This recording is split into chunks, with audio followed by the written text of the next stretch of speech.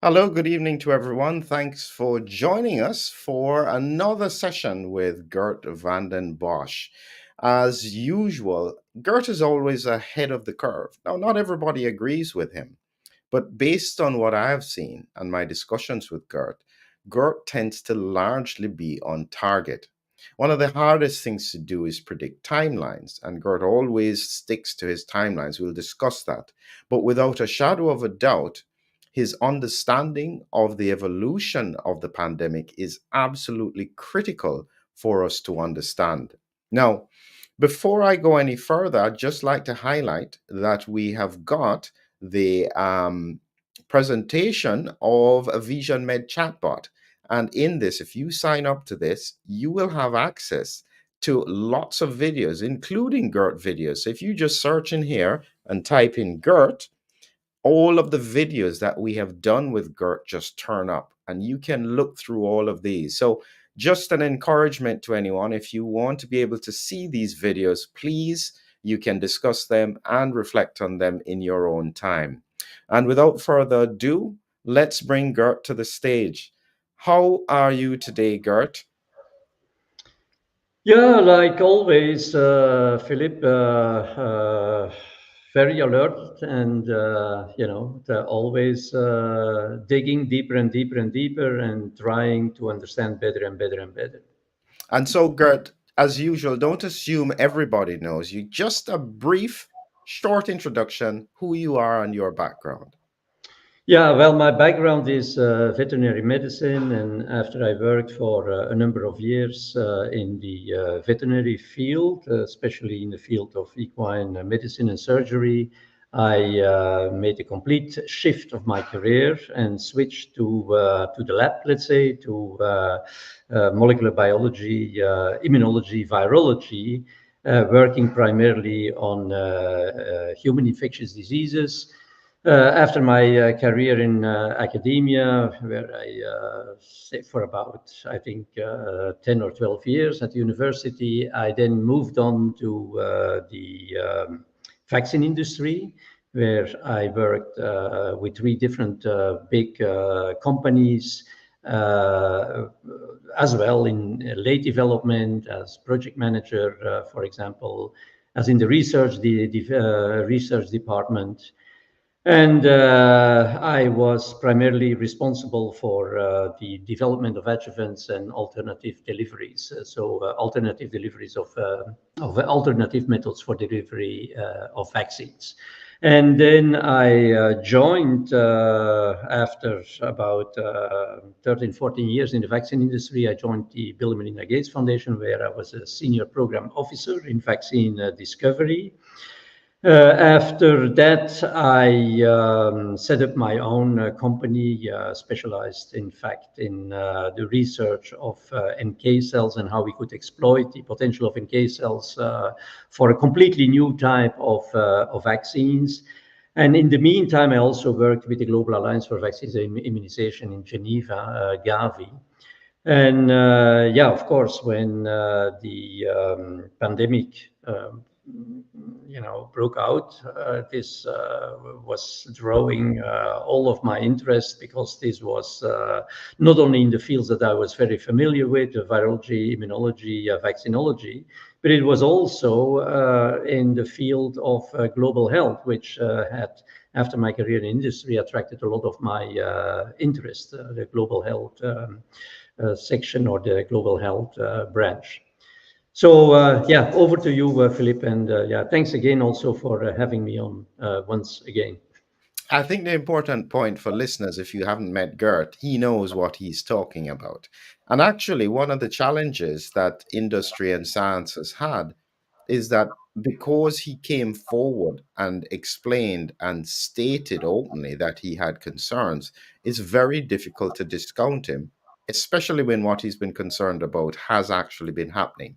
Predicted this viral emergence of pressure on the immune pressure on the virus, causing all kinds of variants. There is no way anyone can reasonably discount the point he had made initially that this is likely to be induced and pressured by the vaccine. So, yes, Gert, it's important stuff. In terms of where we are now, what's going on with bird flu being raised? What do you think is happening? There seems to be a lot of attention on bird flu. What are your thoughts? Well, yeah, I this is how this all started. I thought it was very strange that all of a sudden we were seeing an expansion, so to say, of the distribution of bird flu. It became, in fact, this panzootic, this animal pandemic, so to say, has grown enormously in proportion. I know that not many people are following this, but still, I still have this in my veins, the interest for veterinary medicine. I'm following this since quite some time, and it is just a disaster how many bird species are affected by the bird flu. So we have seen a tremendous expansion. That is one thing. We have also seen that all of a sudden, much more than before, where we had only sporadically, we saw only sporadically cases. We have seen much more mammalian species, and within these mammalian species, many more specimens that have been affected by bird flu. And so that has always raised my suspicion that there could be a link between the disturbance, the fundamental disturbance of a very important ecosystem, which I'm calling the ecosystem of COVID. Millions of people having been immunized with vaccines that basically put the immune system on the wrong track. And as we know, this is the principle of One Health. Ecosystems do interact with each other.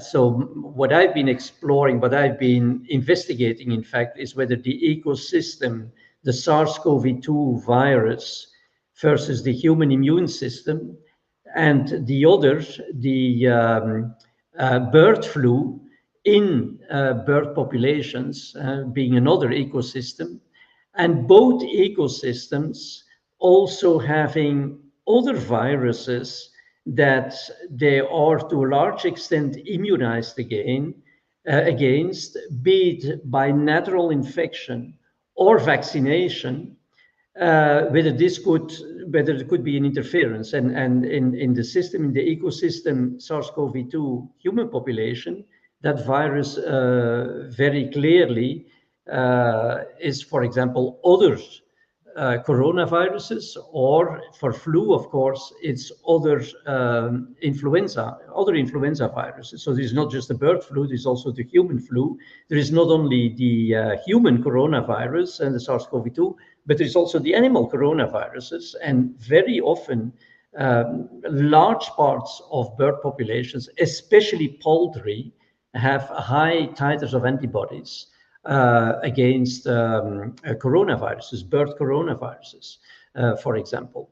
And then the question is, of course, to what extent can these antibodies interact with the virus, with homologous virus, but to some extent also with heterologous virus. Heterologous virus is, for example, when antibodies against seasonal influenza could, for example, bind without neutralizing them, of course, but could bind, for example, other influenza viruses like bird influenza, like bird flu, or in the bird ecosystem, whether, for example, antibodies that these populations have, as I was saying, especially poultry, against other coronaviruses. For example, they are very frequently immunized against infectious bronchitis virus, which is a coronavirus that can cause problems in poultry.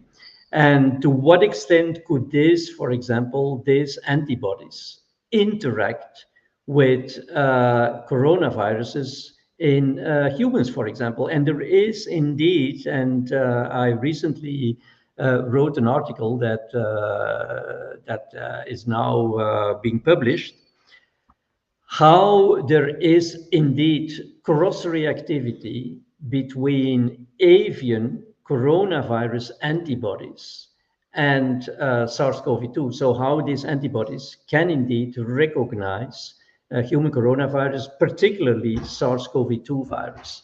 And Yeah, when these things happen, you Can, start to have interactions between the two systems, of course.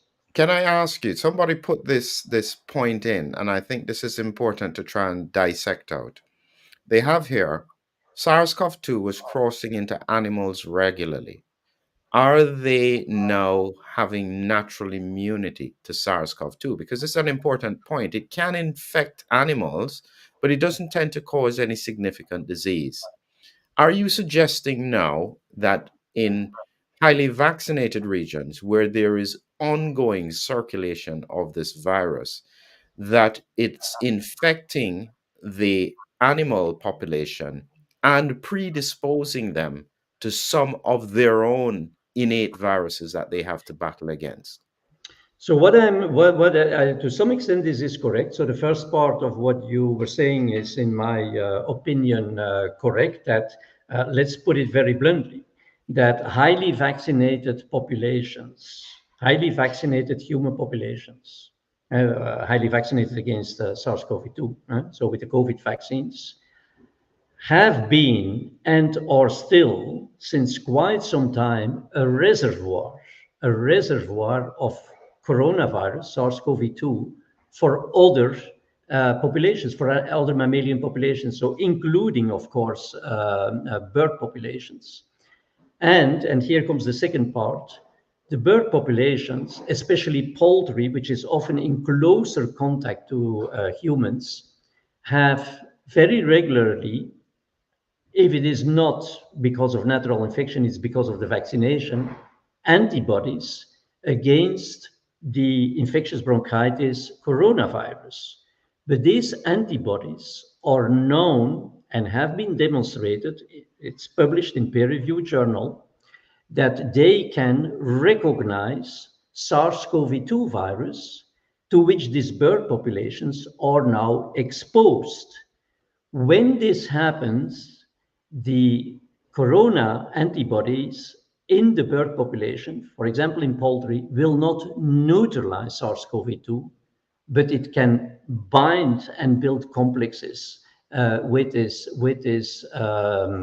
virus, which can cause, as that is what I'm regularly explaining, when you build these large complexes, they can be taken up, these large complexes will be readily taken up by antigen presenting cells. That's what antigen presenting cells love to do, is to pick up big chunks of viruses complexed with antibodies.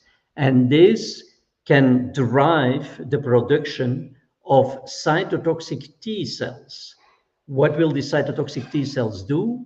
Well, they would immediately, in fact, kill a cell that is infected with avian bird, a virus with avian bird influenza, with avian influenza or bird influenza.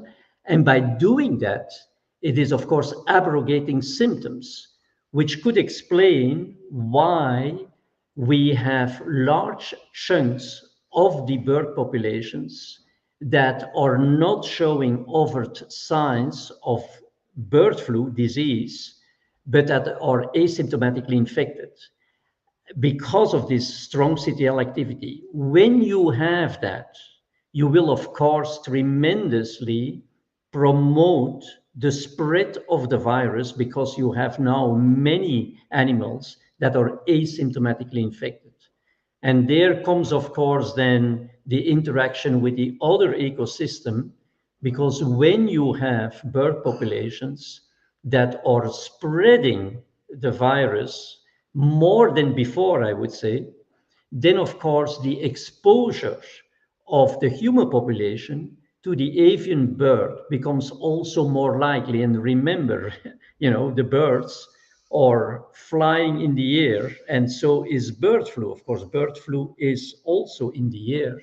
And especially again in poultry farms, where there can be some closer contact to humans, it is definitely, with this huge expansion of the avian panzootic, it is definitely more likely now for human populations to be exposed to bird flu, right? Yeah. But at the same time, as somebody put it up here, and I have to find it, is this just the now people kind of going over the top with regards to the fear about bird flu? Meaning that yes, bird flu is around, and actually, when you look at the CDC information, this is nothing new.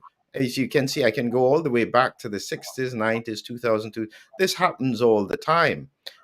Why are they making such a big deal about it now? And this is the question. Are they trying to distract from the fact that we have now another variant sweeping through highly vaccinated regions? Thoughts on that? Yeah, well, Philip, as I'm always saying, my starting point is always that the public health authorities do not really understand any of this, unfortunately. And what is surprising to them is what I just, in fact, told you, that all of a sudden we have this huge expansion of this panzootic that is already lasting for a long time and is not ending, which is very abnormal for a natural pandemic or for a natural panzootic, that it is like continuing forever. That secondarily, there is more and more mammalian species that get infected, and recently also the cows. And that was, for public health authorities, some indication that it could have been transmitted through a human being. And within the context of all this, the isolated cases where humans developed bird flu are now, in fact, all of a sudden extremely emphasized. They also occurred in the past. These cases have been described. But now, within the context of more mammalian species being affected, including cows, for example, and therefore the whole question with regard to dairy products, and also the expansion of the damage within bird populations and poultry farms occurring, they all of a sudden think that this could be the next pandemic in humans, right? But of course, they do not study the immunology. They do not look into what extent is there immunological interference. What I was just talking about, the antibodies building complexes, for example, the avian antibodies building complexes with the human coronavirus, and vice versa. And what is the impact thereof on transmission, on spread, and also on clinical symptoms? Because, as I was saying, some of these complexes, by triggering cytotoxic T cell responses, can abrogate the development of symptoms and render the infection more and more asymptomatic. And this, of course, has again an impact on the transmission and on the spread. So these are very complex interactions and relationships which they are not studying, and therefore they want to be, so to say, on the safe side. And as we know and as we speak, efforts, on the development of a pandemic flu vaccine are already ongoing. Right? Again, a tremendous waste of time and money. This is what I was going to ask you. So they are now considering vaccinating the animal population and the human population with mRNA technology to prevent a pandemic that is theoretically already there. So they would be doing exactly the same mistake that you said they did at the beginning of the pandemic, trying to vaccinate in the middle of a pandemic. Is that about right? Yeah, but it's for me it's even worse, because with the pandemic, you could at least have said, well, the population is completely naive towards this virus. There is a need for there is a need for immunity. We know the type of immunity that we really need is herd immunity, right? But that herd immunity, you cannot build this herd immunity in the bird populations. Why?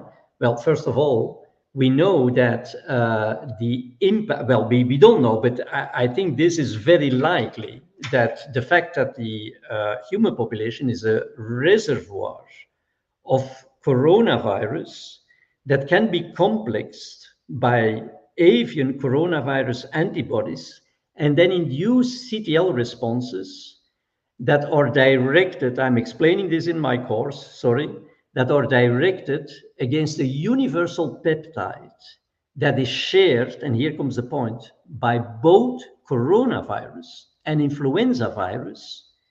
These CTL responses induced by the aggregates of the heterologous coronavirus antibodies towards the SARS-CoV-2 would induce CTLs that can destroy cells that are in the bird population infected with bird flu and therefore stimulate, promote the asymptomatic transmission. So, and if you have, like in poultry, this very short turnover where these animals are slaughtered after just a few weeks, you have a tremendous turnover, and you have this continuous promotion of spread of the virus. You cannot build herd immunity. So in fact, starting to vaccinate these animals, indeed, while on top this panzootic is ongoing, and where you have kind of like reservoirs that promote indirectly through the CTLs that I'm talking about, the spread of the virus, it doesn't make any sense. Let alone that it would make sense to slaughter all this hobby poultry of people, right? And to do all this culling, etc. In other words, just to make it very brief, very clear, and very short, it is impossible, given the current situation, it's impossible. And this is a strong statement, but it's a statement that I will and can make. It's impossible to curtail the spread of avian flu. So, but that is only one section of the avian flu discussion. Then the discussion is, because I said already, it makes the likelihood that people are going to be exposed to avian flu much higher. But that is not important. The question is, does it equally increase the risk of the human population to contract severe disease from bird flu? And there again, for immunological reasons that I can explain, the answer is very clearly no. So it's not because you get more exposure that automatically the likelihood of contracting disease or severe disease from bird flu is high. And therefore, if that is not the case, there is absolutely no reason whatsoever to start vaccinating people, because on top, if you are going to do this, you have to take into account that you will start vaccination of people that are, so to say, immunologically naive to some extent to bird flu, because part of the population will not have been exposed. So they have to start the development of their anti-bird flu antibodies from scratch. And we know that is taking time. And for example, after 1 or 2 injections, your antibodies are not fully mature and they have not sufficient affinity, for example. When those come in contact with the circulating bird flu, I would say shortly after the vaccination, there is a serious and real risk for these people to develop antibody dependent enhancement of disease because of the suboptimal affinity of the vaccine induced antibodies shortly after the vaccination towards the virus that, as I was just saying, is spreading more and more and more, right? So just to pause you there, Gert. So in effect, the risk of symptomatic severe bird flu-like illness is very low. So let me ask you this question, since you've been in these discussions. At what point does this kind of thing become a financial decision where companies need to sell vaccines and so therefore need to promote the use of them? Can you think that this could be part of the strategy? Is it possible? Well, no, I see it the way I see this, Philip, but the way I see this, but that's my opinion, of course, is that, you know, this big pharma, I mean, it's all about money, right? We don't need to go into the detail of this. So the more money they can make, even if they're already sitting on a huge a mountain of money, the more money they can make, the better it is for them. So what they are doing is, of course, take advantage of the illiteracy of our public health authorities that typically take the decisions for the public, for, that they are in charge. If they say we are going to vaccinate, it will take place. And then, of course, the industry will take advantage of this. But I still come back to this point that these complex interactions between these ecosystems and heterologous antibodies and virus, etc., is not understood by our public health authorities. They look flu, they look, oh, what's happening today, how many mammalian species, there is a whole list of in the meantime, 30 animal species, mammalian species that have been infected, all the cases in humans are recorded. Of course, they are also in contact with the monitoring of the animal birth cases in the bird populations, etc. So that is what they are doing. They are doing statistics. They are not interested, or they don't comprehend causal relationships or interactions, interference between all these different systems. So, but there is still one point we would in fact need to discuss, because I can imagine that your audience is still puzzled about the fact that I'm saying the likelihood for people to be exposed to bird flu is much higher. And on the other hand, the likelihood that they contract severe disease is low, is relatively low. So there's no need for vaccination. And it's interesting because this is exactly the same type of reasoning that I just explained applying to the bird population. So that means that, of course, highly vaccinated populations, right, are sitting on antibodies very clearly. And these antibodies, they could in fact, uh, many of these people have antibodies against flu, against seasonal flu, right? And especially, for example, the elderly population or the vulnerable population, because they are vaccinated on a yearly basis against influenza. And other people happened to develop antibodies because they had been exposed to seasonal flu during an epidemic. So if now these people are being exposed to a heterologous influenza virus, namely the bird flu, then you can imagine that complexes built between the anti-seasonal flu antibodies and the bird flu. And again, these complexes, they can lead to, of course, the antibodies against seasonal flu have very low neutralizing capacity against bird flu, very low.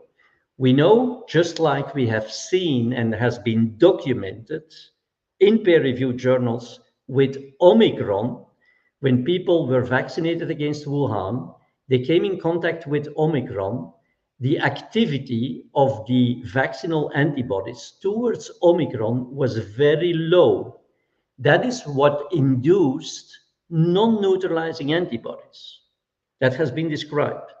These non-neutralizing antibodies were then responsible for causing antibody-dependent enhancement of infection. So these people could be more readily infected. If you transpose this to the flu system, you could say Well, these complexes between the bird flu and heterologous antibodies against seasonal flu have low neutralizing capacity towards the bird flu, of course, and could induce non neutralizing antibodies that then enhance the infection. But as we know, these infections, they are very often do not cause severe disease because these non-neutralizing antibodies are also protecting against severe disease. So, but the interesting thing, Philip, and here comes something which is very interesting. What that would mean is that you could have more and more not only exposure but even infection of people who have antibodies against seasonal flu without any need for bird flu to adapt to the human species. Why? Because these non neutralizing antibodies are having an enhancing effect on the infection. So there is no need for the virus to more specifically adapt to receptor on human cells. And so the interesting thing is, and this is also documented, I mean, this is not just me telling, that more and more people seem to be positive against bird flu without developing significant symptomatology. Maybe some conjunctivitis, maybe, a little bit of cough but not severe disease.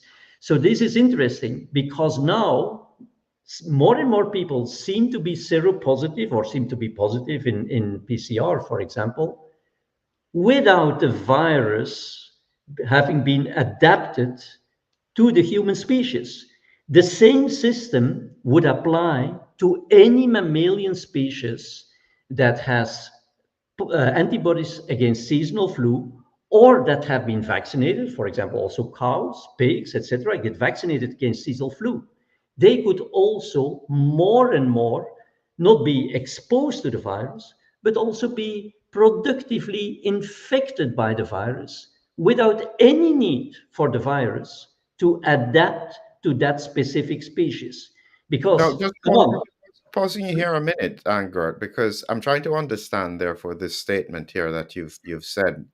You said in the current context of the bird flu panzootic pandemic, you strongly advise against vaccination both for bird flu and seasonal flu. Is this for animals, humans, or both? well, yeah, this is for any mammalian species, right? We are just a mammalian species. I mean, we are not in that regard different. So, and also very interestingly, I mean, these health authorities are, continuously thinking that the virus could adapt to another species, for example, to the human species. First of all, if you have a phenomenon like antibody dependent enhancement of infection, it is so easy for the virus to find another host that there is absolutely no need for adaptation to, species specific cells. That is one thing. The other thing is that this is not happening at all is very clear today because many people seem to develop, probably also animals, are seropositive without having other signs of disease. And all this is happening at the same time. So, what is the likelihood that this virus, at the same time, which we're seeing right now, is adapting to 30 different mammalian species? So, there must be a common mechanism that enables the bird flu to infect those species, different species, without provoking serious illness. And that is, in my humble opinion, the only explanation for this is antibody dependent enhancement of infection that is due to the interaction of antibodies that have poorly neutralizing capacity, like the seasonal flu antibodies, towards the bird flu. And that is the same in other species, especially in species, I think, that are regularly vaccinated against seasonal flu. Why? Because their antibodies tend to be much higher than animals, for example, or mammalian species, including humans, that have just experienced a natural infection. If they experience a natural infection, unless they develop severe disease, the likelihood that they are going to sit for a prolonged time on high titers of antibodies is much, much lower than when you vaccinate them. No, Gert, as I listened to you a while ago, I reflected on something. You've been studying the COVID pandemic for 4 years. Your expertise prior to everything else was looking at transmission of these viral um, diseases among animals. We are now having almost a combination of the two things. There probably isn't anybody more appropriate to be trying to direct direction across the world than you.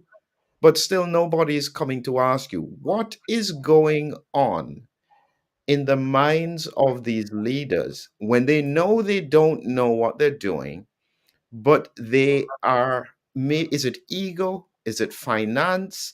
Is it what is it that would make them risk their population health Yeah, at this well, point? Philip, I think it's a little bit a mixture of both, and I have repeated this many, many times that at the very top of those organizations, right? It's the same in industry. It's the same in the non-profit sector. Unfortunately, it's the same, in political system, in bank systems, etc. The problem is that the people who are at the top and who take the decisions, these people are to 80%, engaged in discussions and deliberations and reflections on how they could strengthen their position, you know, how they could build relationships that, is good for their professional career. So, in other words, they have huge conflicts of interests. They are having hidden agendas, etc. And they are unfortunately not having deep insight in what really matters. And I've always said all these organizations have brilliant people who are doing the work in the field, but unfortunately, these people are not those that are in charge of taking the decisions. So, those who have taken these decisions and thought they would appear in the Guinness Book or in history books about, their wise decision to, roll out mass vaccination programs all over the world to control this new pathogen, etc. Of course, they are realizing, most of them, that they have made a big mistake. But now it's about not losing their face, of course, and they will try to resist to the growing opposition and the growing, I would say, revealing of facts and data that this was wrong. They will try to resist as long as they can, of course. So it's very poor human behavior. And I guess, as you were saying, this happens in multiple sectors. So it's not just in health, it just has more direct impacts on the population Yeah, when it happens in exactly, health. exactly. Now, so Gert, so bringing us back then, because as I said, and I think you're pointing out, our big problem still is COVID. It's still spreading wildly, but there is a lot of silence on it from public health, from governments, and so on. Nobody's saying anything about it. Are you still, however, sticking with your timeline? Because you've gone on record saying the end of June. I keep on saying don't say a date, don't say a date, but you have stuck with your timeline. Would you, based on what we're seeing now, because most people are saying, well, nothing is happening, everything is okay. We're now coming to the end of May. What's the big concern? Any thoughts, or what is your position now? Well, my position has always remained the same. You cannot stop a pandemic without herd immunity. So that means, very easy, you have to be able to decrease the level of circulating virus down to a level that it prevents transmission of the virus.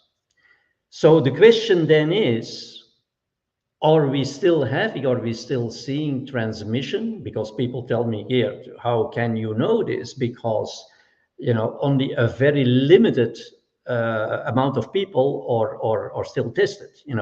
Most of this is even through self-testing, for example, and people would then submit their data, but that is a quite limited number.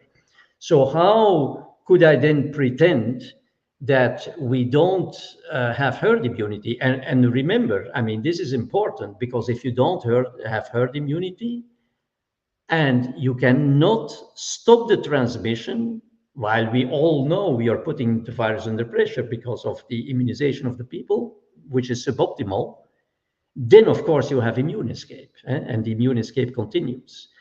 The reason that I know this for sure, that, and I don't even need to see any testing, is that this virus is a virus, again, back to the basics of virology, is a virus that typically causes acute self-limiting infection.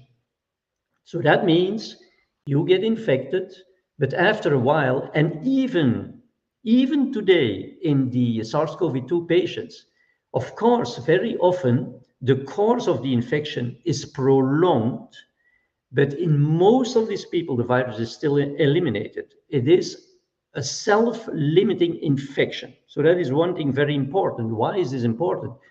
Because we know that for viruses that cause self-limiting infections, in order to be able to sustain their survival, they need to be able to transmit to other individuals, because in the individual itself, it is going to come to an end. It's not like a chronic infection.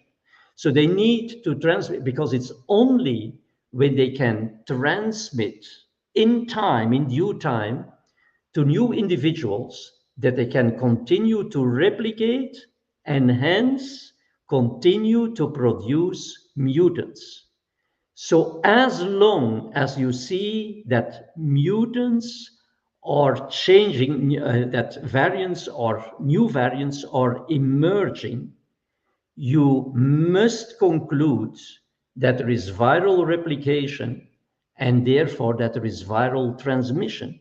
Because otherwise, if this transmission would have come to an end or would be so low that the virus can barely replicate, you would no longer see this sequence, which is even accelerated, becomes even accelerated over the last few weeks, of new mutants that are not whatever mutants, that are mutants that are more and more resistant to the kind of pressure that the population is exerting. So they are becoming, in other words, more and more transmissible nowadays. So very clearly, I mean, there is not a however. It's not like the authorities are saying this. However, Vanden Bossche is saying that. I mean, they don't understand. They talk about a fake herd immunity, a pseudo herd immunity, simply because the cases of acute COVID have gone down. We agree, because the levels of virus in wastewater have gone down. We agree. But, that is not the question when you talk about the pandemic. The question is, what about the transmission? A virus that can continue to transmit in the background of immune pressure exerted on the virus will continue to evolve, will evolve in a way that it will evade, of course, this immune pressure. And that is exactly what we are seeing today. And I think more and more of these authorities become aware of this, that the pandemic is not under control. But guess what, Philip?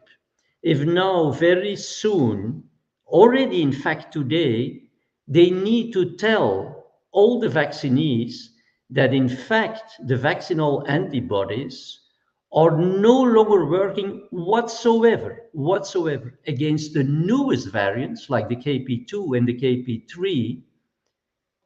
Come on, what do you think would be the impact of officially acknowledging that none of the vaccinees, some of them got 4, 5, 6, 7 shots, that it was all for nothing because they are no longer protected against the new variants that are now, let's say, very rapidly increasing their contribution to the overall distribution of circulating virus, right?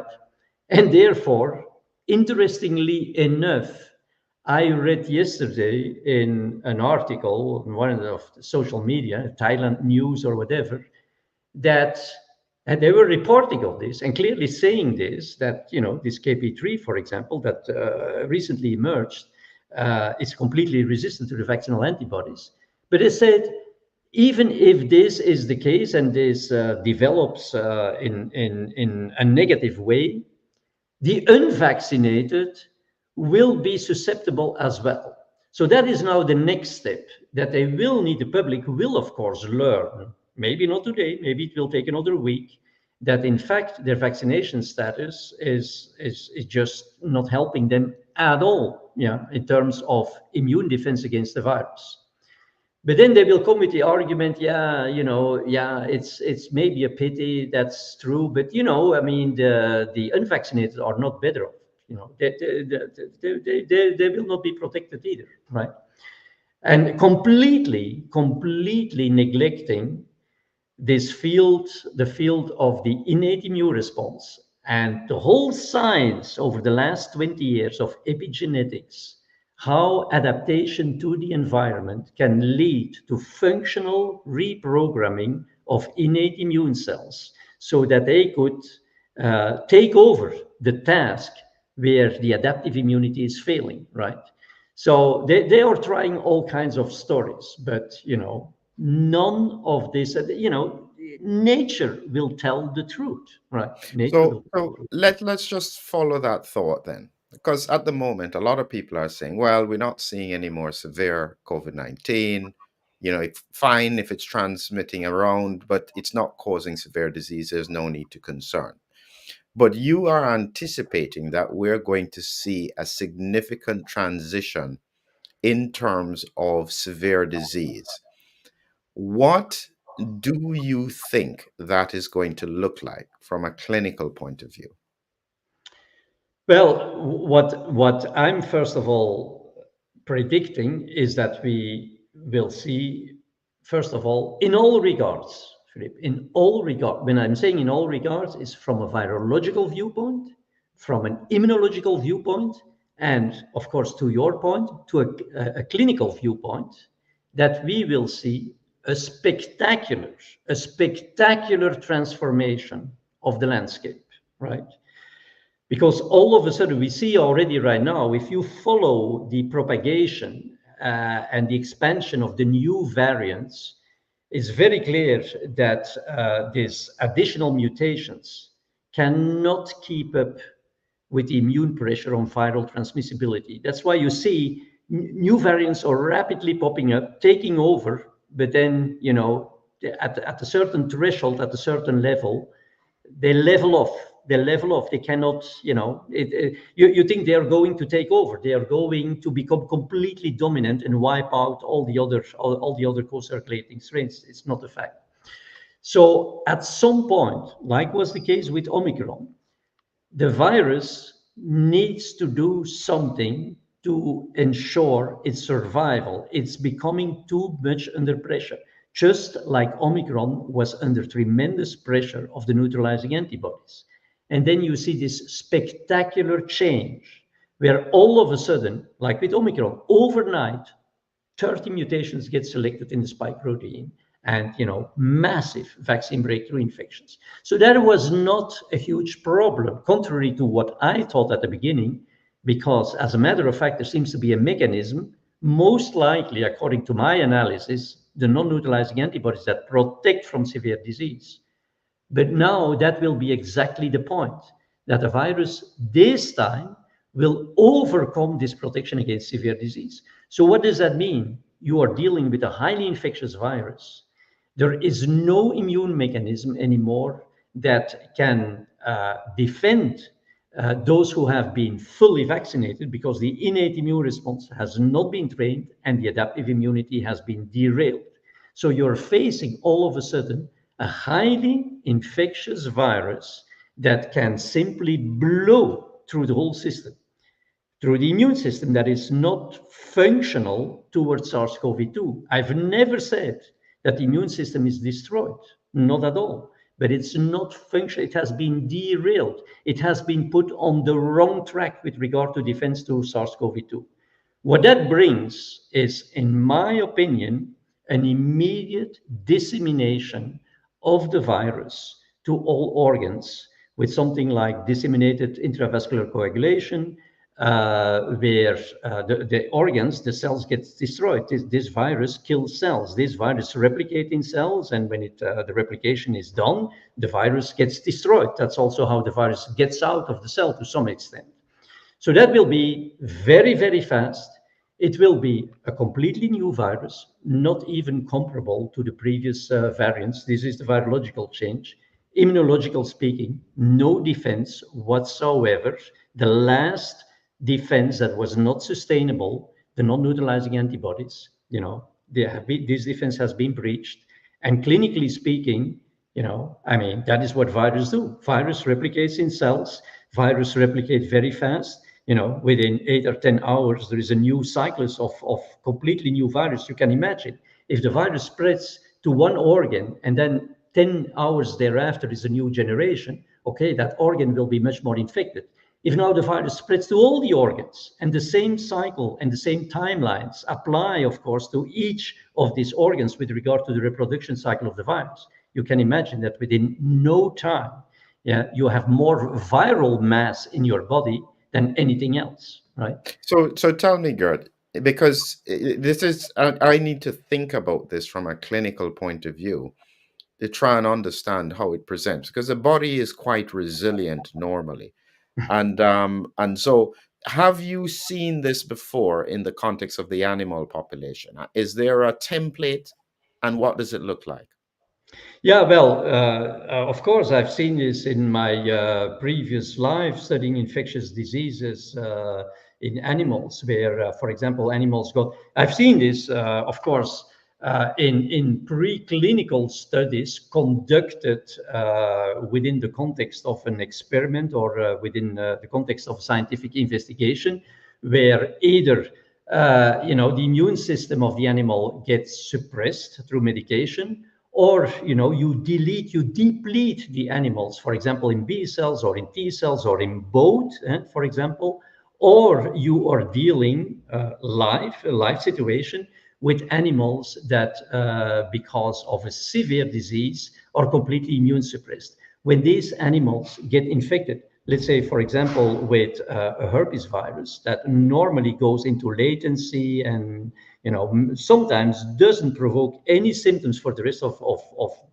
the animal's life, all of a sudden provoke within no time disseminated infections in all organs, with very fast, unfortunately, death. So that is also the reason why I'm saying, let's be open about this. Let's not hide this, but let's also not tell people, well, there's absolutely no hope. You're fully vaccinated. You got vaccine breakthrough infections, for example, after your vaccination, or you're in bad shape. No, let's do something. And that is the reason, and this was the topic of our previous discussion, where we have been talking over and over again about antivirals. Now, luckily enough, hydroxychloroquine, ivermectin, I'm not saying that their use is now supported by officials, but at least the aggression towards the use of these useful medications has been dampened. luckily enough. And I've even been thinking about, would there be a way that we can still train the innate immune system of the vaccinees? Because I'm repeating, the innate immune system of the vaccinees has not been destroyed, not at all. It has not gotten the opportunity to train. And maybe we can still do this. So we should need to think about this, because if we are not going to do anything, Philip, the backup plan, so to say, of the health authorities is to come with another vaccine, right? That is all the, or the draconian lockdowns, but we know that's not a solution. The vaccines are not a solution either. So what is their plan really? What is their plan? I mean, people can say that I'm making very dramatic predictions, etc. But at least I'm thinking about this. I'm thinking also about solutions. I'm not saying things that I'm not 200% convinced of, and that are all based on, you were mentioning it, me studying this day and night for the last 4 years, and already having like 30 years of deep expertise in several of these fields. So we are looking for constructive solutions, how we could probably mitigate the losses that will take place. So there is for me, no reason to be hiding those things. That is what the authorities are doing. They're hiding things like, say, well, we do have herd immunity. Well, this virus is now circulating, it's going into endemicity, etc. And people accept all this. People accept this, that they are now anticipating and predicting a spring wave or a summer wave for viruses that in the past, never ever popped up even during spring and summer. So, and that even regardless of the age, etc. So I cannot understand that people don't see that the behavior of this virus in all regards has completely changed, and that therefore just telling them, we will end up with a situation just like for flu, and will become endemic, herd immunity. And yes, we will need to give you an updated shot like every year. That's exactly what we do with the flu vaccine, right? I mean, this is complete nonsense, right? So people listening may think, goodness, I've been vaccinated with one vaccine or two or four doses. One of the things that I usually say is that there is a risk profile. So not everybody who is vaccinated will have Mhm. damaged mucosal immunity, because if the virus can't get past the mucosal immunity, it can't cause any problems. And it's really a percentage of the population that is at very high risk. Is there any way that we can more consistently identify who that is? Any thoughts No. on? Yes, I clearly have thoughts on this. I think very clearly, people who are most at risk are people who have suffered vaccine breakthrough infections after Omicron emerged, right? Is that saying that everybody who got vaccine breakthrough infections after the advent of Omicron is going to run into trouble? No. In that category, we certainly have still to concentrate on a particular part of the population, which unfortunately has been largely vaccinated, which are the elderly people, elderly and vulnerable. They have been vaccinated right away. They have gotten 3, 4, 5 shots, for example. And if you think about this, Philip, I mean, if you think about this, these are the people that would have suffered most and that were suffering most at the beginning during a natural pandemic, right? So now, if you do things completely wrong, as we have been doing with this immunization campaign, then of course, nature will come back and the toll will be much higher, but primarily on this same target group. So instead of losing 0.01% of this population during a natural pandemic, the losses in that same segment of the population could now easily be multiplied by, I don't know, factor 10 or factor 20 or factor 50. I don't know. But I do expect huge losses of human lives, unfortunately, in elderly homes, nursing homes, etc.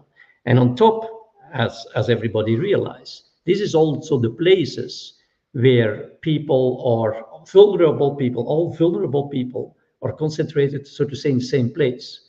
So the infectious pressures will be mounting tremendously within no time if you get the virulent virus hitting one of these homes, for example. So these are the worst case scenario, and of course, nature is never black and white. There will be a gray zone, but it will definitely cause massive losses in the elderly population, for the reasons that I was explaining. Then the second group is all those that have been exposed to Omicron, and as a result of that, clearly develop vaccine breakthrough infections with symptoms, etc. So on the other hand, I've also been saying people who had, for example, one injection, etc., don't need to worry. I even think that those who didn't get mRNA vaccines, but the other COVID vaccines, which unfortunately are a minority, don't even need to bother about having gotten two injections. As of three injections with high antibody titers after the third injection that had been documented, and then vaccine breakthrough infection by Omicron, that is a different ballgame, of course. So whatever, you won't hear me. I won't do this anymore because people were asking which part of the population, etc. I have been mentioning certain percentages. I think that was wrong. Not that the percentages was wrong, but the fact that I was sticking a figure on this. But we can definitely say that the losses will be enormous. The losses will be enormous. And as I was saying, a completely different ballgame, not something that you can compare to a very, very bad flu season, for example, or something alike. It will You be, know, it will be very I, different. I say sometimes to people when you speak about these things, and I always end it by saying, I hope Gert is wrong. Hmm. Do you hope you are wrong? Of course, Philippe. I hope I'm wrong, and I'm just. I hope a quiet, a normal human being. So in my spare time, or when I spend time with friends and family, and I forget about the science, which is very difficult for me, then also I'm all of a sudden overwhelmed by this feeling of surrealism that I think, oh, come on, this cannot be. This cannot be. But when I then dive back in the science, it's exactly the other way around. And I'm saying, come on, I've done really a very thorough homework. I've exposed myself to so many questions, to so many criticism.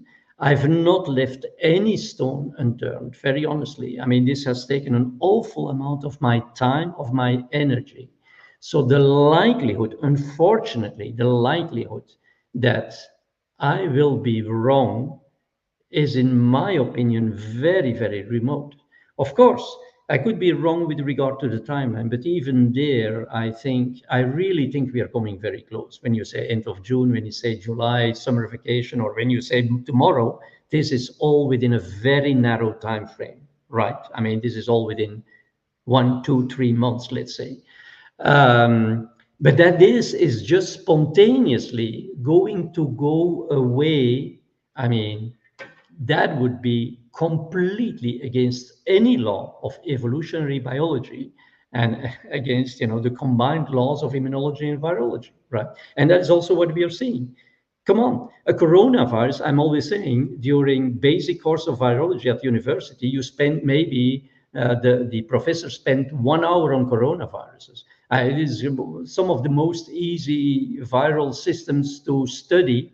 Never ever have we had a situation where we had this fulminant explosion of variants that had always, characteristics that were subverting the immune system.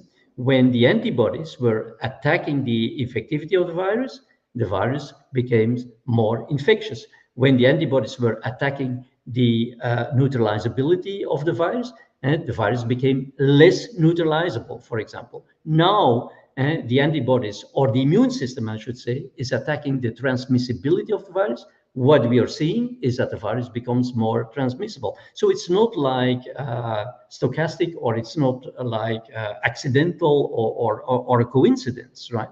So this thing is a very logical pattern, and if you follow that pattern, you cannot conclude anything else than this is ultimately going to lead to a situation where the virus is going to get rid of those who cannot, well, the virus, nature, I would say, nature is going to get rid of those who cannot contribute to controlling the transmission of the virus, right?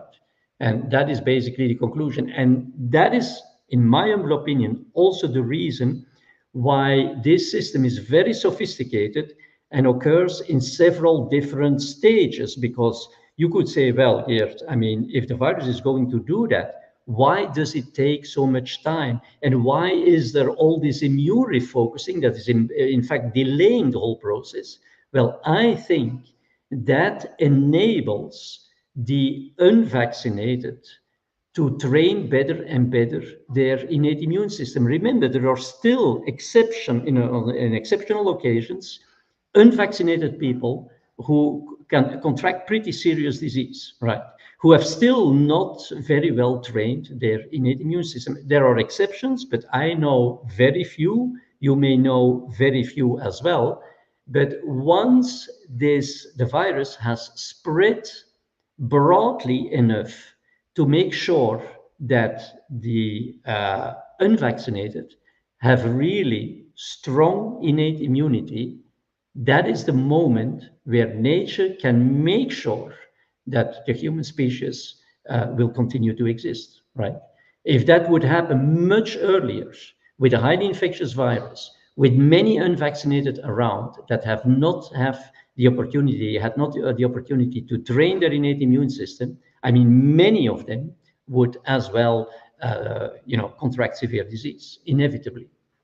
When I reflect on what you were saying about the surrealism as to, thinking about it, I remember the movie, I came back to it, Don't Look Up, where the scientist said, this meteor is directly going to hit us. And the approach of the politicians and other scientists was to say, don't look up, because if you looked up, you would see it. Yeah, And so their view was that by hiding away from it, it won't happen. And we have two groups that I see often. One group of them is completely trusting that the vaccines will stop this. And the other group of them don't acknowledge that this is anything but a simple cold or no virus at all. Neither group is able to look up. What do you yeah. say? Yeah, no, I would fully agree with this, and that is also what I'm thinking. It's like, by not paying attention anymore, and by not sharing the most recent developments in terms of the evolution of the pandemic. So by making the public, in fact, unaware of what's going on, in contrast to what they have been doing at the beginning, they were, of course, like making overstatements so that people got so fearful that everybody was ready to get vaccinated. Now they are doing exactly the opposite. They are hiding everything. There is no, on the mainstream media, almost no information anymore, as if anything, if the pandemic was completely over. So the public is again watching TV, soccer, and movies, etc., and completely distracted. And that makes for them life easier, in a sense that indeed everybody's kind of like looking away from this, right? No longer paying attention to this. And I think this is a kind of normal human behavior, but not for those who have the full responsibility of this. I think this is normal that men in the street are adopting this kind of behavior. I completely understand. But those who have initiated this, despite our warnings, our multiple warnings, I mean, that they are just looking away and hiding and, don't want to speak anymore about this, not taking the responsibilities. It's, of course, unforgivable. It's unforgivable. And yeah, Yeah, I think it's a similar thing, is that I think about it from a clinical point of view, is that even within the clinical community, people have moved on from COVID. sure. The way how I look at it is a perspective of risk mitigation. So in the same way, I wouldn't ignore a bird flu discussion. I wouldn't say it's impossible. I would think about it, reflect on it, and consider, if it did happen, how would we approach it? That's risk mitigation for the powers that be, and that means both in the public health, political point of view, and a clinical point of view, to not have a risk mitigation strategy or approach, whether or not they thought it was right, but to just say, okay, if we saw something, or if we thought, is there anything we can do to mitigate it? I Yeah, agree with you. To have people not doing that yeah. is unforgivable. Yeah, and that is also why I'm saying that society will be completely taken by surprise, because not only, as you pointed out correctly, has it been become much more difficult for laymen to believe that this pandemic is still ongoing, because they base their evaluation, of course, on hospitalizations, on cases about which they hear of severe disease and etc. And there is, that has calmed down.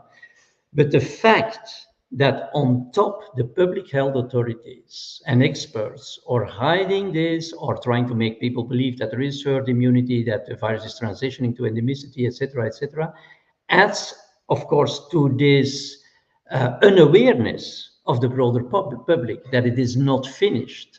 If it were only that, what they were communicating, we would already be very happy that they were saying, listen, it's not over. They're saying, okay, it's not completely over, but since the beginning of this year, symptoms have come down, levels in wastewater have come down, so there's no reason to believe that there will be flare-ups again. So that is what I'm saying. So don't worry, because we are following it, we are doing surveillance, we are tracking it, etc. As if that were a plan B. There is no plan B. There is no awareness of the population. So in fact, what they are doing, that was the conclusion of the article that I just wrote, is that in fact they are adding to the surprise that will occur for most people when all of a sudden we will see this flare up, of course, right? As we come to the end now, Gert, Yeah. this interestingly could be the last session that we have before your prediction could come true. Because if it does come, we usually talk every 3 or 4 months. And so we're now the end of May. So the next time we talk may be about close to September. What would be your final words if, as you anticipate that transition? Well, my final words would be, both for the vaccinated and the unvaccinated, is to be prepared. And frankly speaking, that's also what I'm doing. And, it's not like, for me, this is a lot of fun, sharing all this, making people afraid, etc. No, I'm preparing myself. The unvaccinated, I've said this multiple times, don't need to worry. Of course, they need to make sure they stay in good health and they take care of their health, of their lifestyle, of their body. That is still important because, even if you have a trained innate immune system, but it's not in a healthy state, it won't help. But then the important point is also that you need to be prepared to a period of chaos. Because what will happen most likely is that the healthcare system will collapse. When the healthcare system collapses, I mean, this has all kinds of repercussions, societal chaos, etc. So we need to be prepared to that. And the vaccinated, I'm insisting, I said this last time, please make sure that as soon as you see that this crisis starts in one or another country, immediately take them in a prophylactic way, so in a preventive way, antivirals. And of course, as a, I'm not a medical doctor, I cannot advise or recommend this. But if I were vaccinated, I've also put this in writing. I would seriously consider getting myself vaccinated with a measles or a mumps vaccine or both, an MMR vaccine, just to train, stimulate the innate immune system. As I was saying, can we do this? The innate immune system is not negatively impacted in the unvaccinated, just that it is not trained. So how can you train it still without, deleterious effects? I think that is an option. That together with the antivirals and being prepared to a period which I think will be pretty short, but of kind of very substantial chaos that we will see in society. That is at least what I'm preparing for, and that would be my last words. It's not a lot, but what can we as poor human beings do to still counter a transformation that nature is now obliged to implement in order to restore an ecosystem that has been profoundly disturbed, right? Yeah, We that's will, we will primarily have to watch from the sideline. yeah. I think those are profound words, and as I reflect on it, is that nature has the responsibility to protect the rest of ecosystems Yeah. from ongoing circulation, and therefore you are probably right. The only way this can be achieved is through only those who have the capacity for herd immunity would remain. That is pretty serious, pretty significant. And you're right from a scientific point of view, and from I guess human, not human, but evolutionary perspective with all mammals and all animals, that would probably be the best outcome for all. Yes, and by very last conclusion, I'm 200% certain that if that happens, the panzootic will also end immediately, right? Yeah, Because of these relationships and these mutable, interactions that one disturbance, sustains the disturbance of another ecosystem. But it can be immunologically explained, or at least be made plausible, and that's why I wrote the article. Just that people don't think it's all philosophy. This is not science. Yeah. great.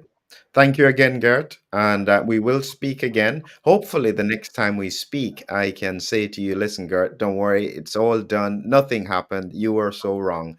But Yeah. yes, I think we I should. very much hope that would be the case, Philippe. You know that. Yes.